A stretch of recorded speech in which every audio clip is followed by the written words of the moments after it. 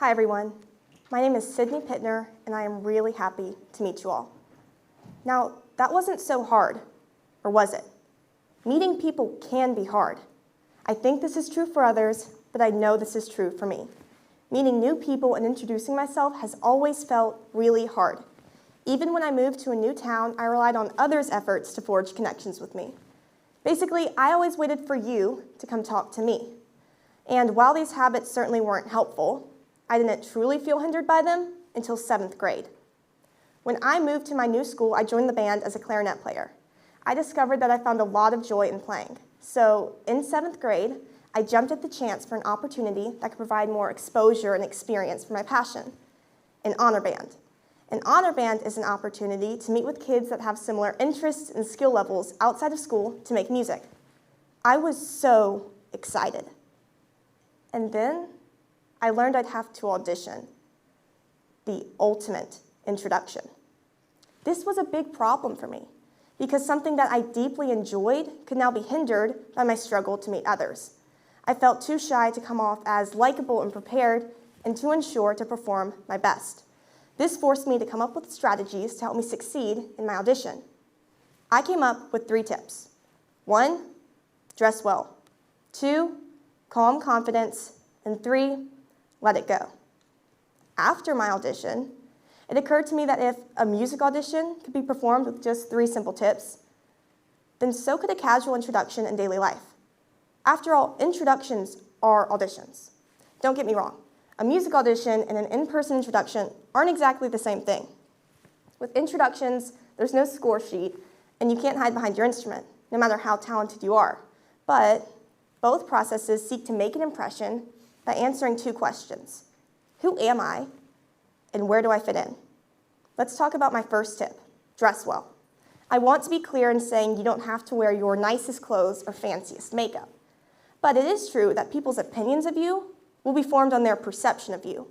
So while an outfit that's more put together might contribute to a more positive perception, it's about more than that. At my audition, I took pride in my appearance because that was one of the only ways I could show that I cared about the opportunity. But in an in-person introduction, there's so many more better ways to show the other person that you care. One of the biggest ways is body language.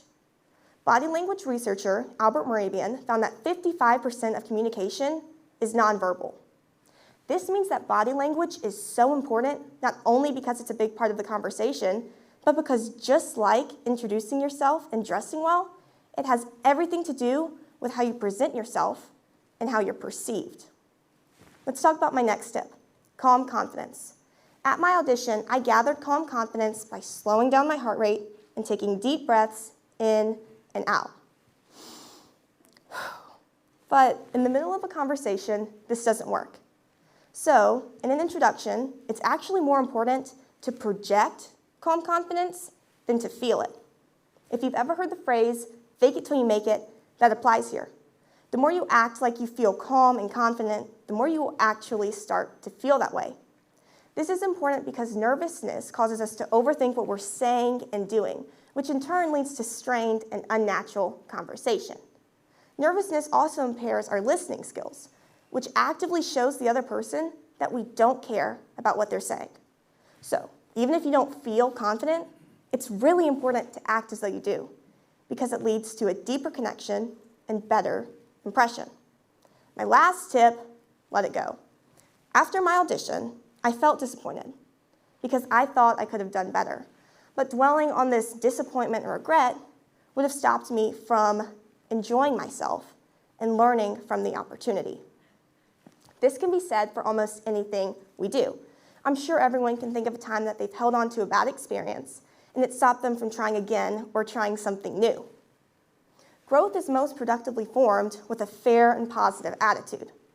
By letting my audition go, I reaped the benefits of my mistakes by being able to learn from them in a positive light.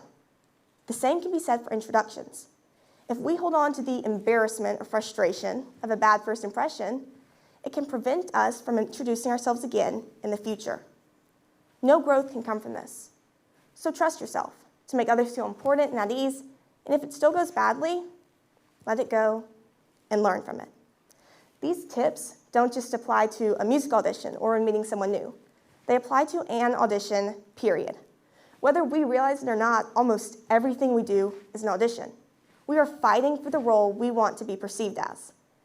Tests, shopping, job interviews, dinner parties, we are always trying to make an impression and always auditioning. Whether we're proving something to ourselves or others, we're still answering two questions. Who am I, and where do I fit in? Despite my struggle with introductions, I actually ended up getting first chair at my audition because I made myself and others feel good by dressing well with my outfit, but more importantly with my actions. I projected calm confidence, and I learned from, then let go of, my mistakes. So whatever you're auditioning for, try these tips. I know how they've helped me, and I can't wait to see how they might benefit you. Thank you.